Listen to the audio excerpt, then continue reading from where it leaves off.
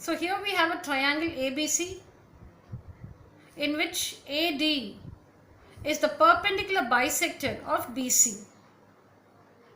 So we need to understand these two terms, perpendicular and bisector. Let's take it up one by one.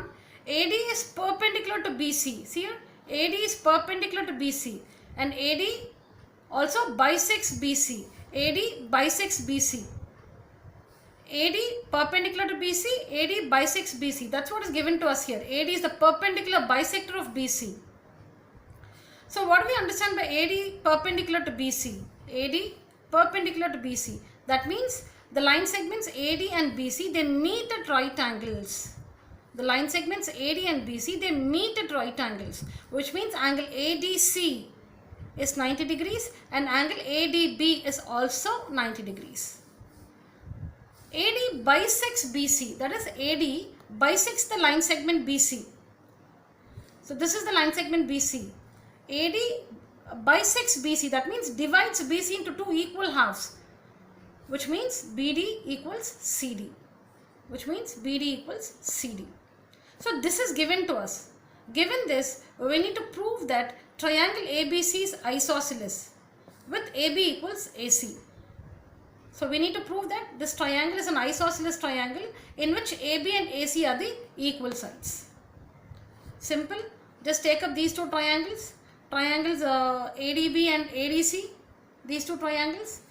So what do we know? AD is the common side. AD equals AD common side. Angle ADB of the first triangle equals angle ADC of the second triangle. Each equal to 90 degrees. It's given to us. BD of the first triangle equals CD of the second triangle. This is also given to us. So we have listed two pairs of equal sides and one pair of equal angles, and you can see that this angle is included by these two sides in triangle ADB, and this angle is included by these two sides in triangle ADC. Clearly, by the SAS, two sides and included angle, by the SAS congruence criterion, triangle ADB is congruent to triangle ADC.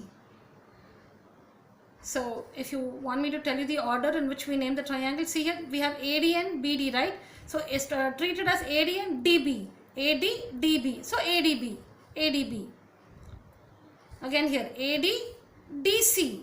Alright, AD instead of CD, look at it as DC, AD, DC, ADC, ADC.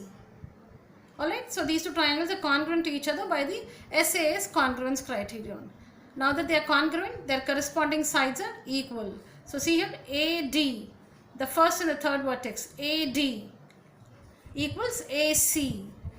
Can we see that? AD equals AC. AB equals AC. So AB equals AC, CP, CTC. Corresponding parts of congruent triangles are congruent. So we proved that AB equals AC. So in triangle ABC, we have proved that AB equals AC, which means triangle ABC is an isosceles triangle.